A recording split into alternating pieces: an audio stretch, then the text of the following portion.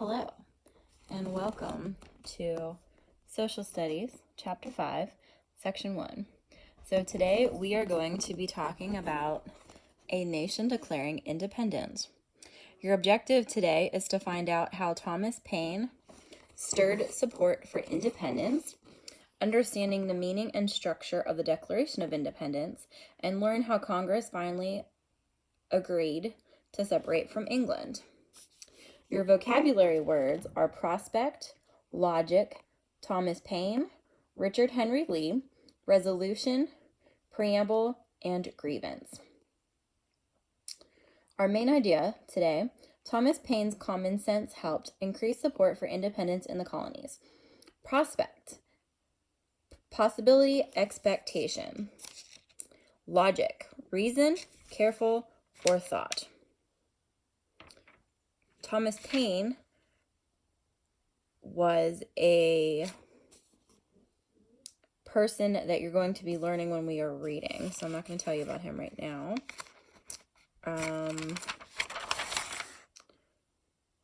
The Declaration of Independence is based on the idea of constitutional and national rights.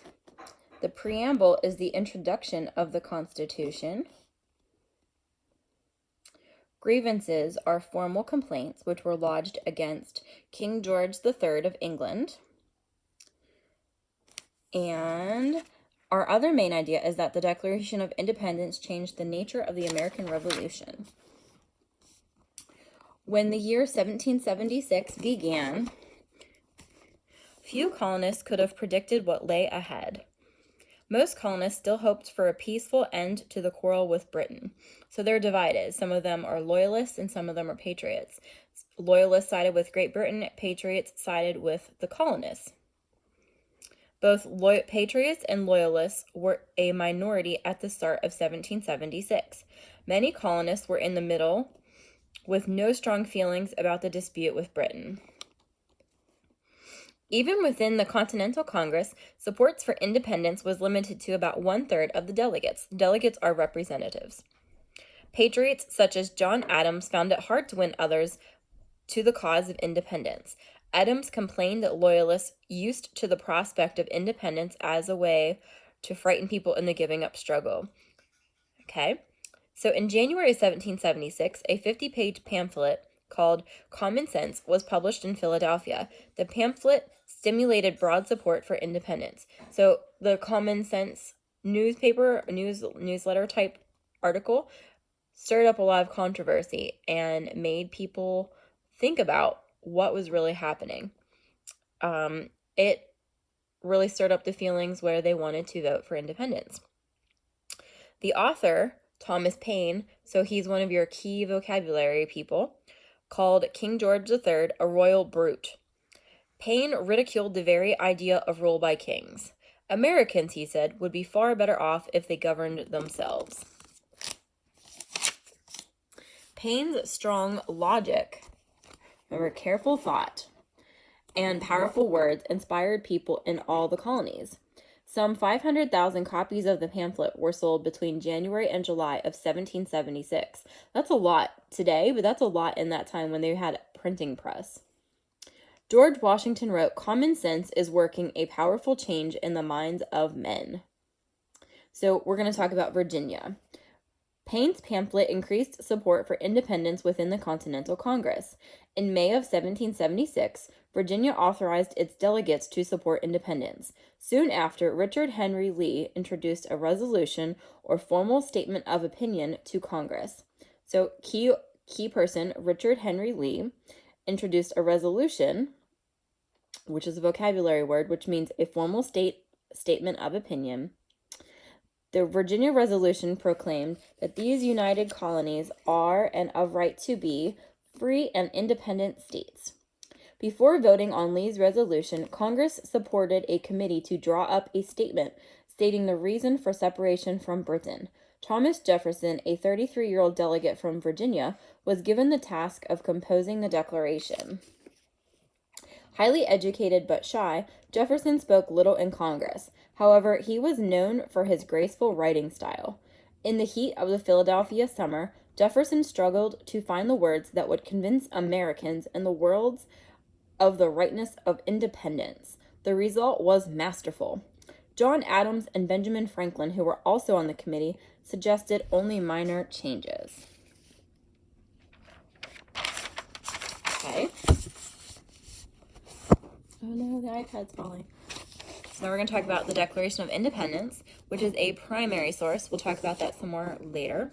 The Declaration of Independence is a brilliant piece of paper. Oh gosh, this is hard. Of writing. Building on the ideas of the Enlightenment,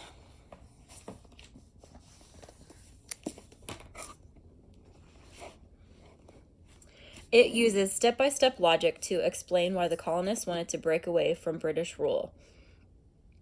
The Declaration begins with a preamble or introduction. It says that a decent respect to the opinions of mankind requires the Americans explain why they are breaking away from Britain. So we're going to talk about natural rights. The Declaration is divided into 3 main sections. The first section states some general ideas about society and government. We hold these truths to be self-evident or obvious of all. First among these truths is that all men are created equal. Jefferson goes on to state that everyone is endowed by their Creator with certain unalienable rights.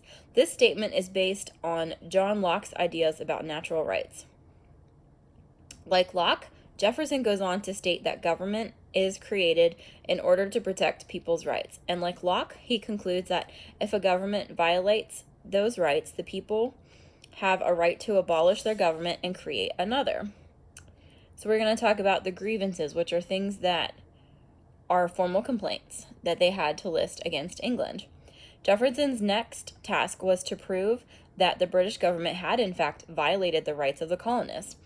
So the next section details a long list of grievances or formal complaints against King George III of England. Many grievances accuse the king of ignoring rights that English citizens had enjoyed since the time of the Magna Carta. For example, the Magna Carta had established trial by jury as a basic right. The Declaration thus condemns the king for depriving us in many cases of trial by jury. That means you're being judged by your peers. That's one of the essential Bill of Rights that are given to all citizens in the United States now.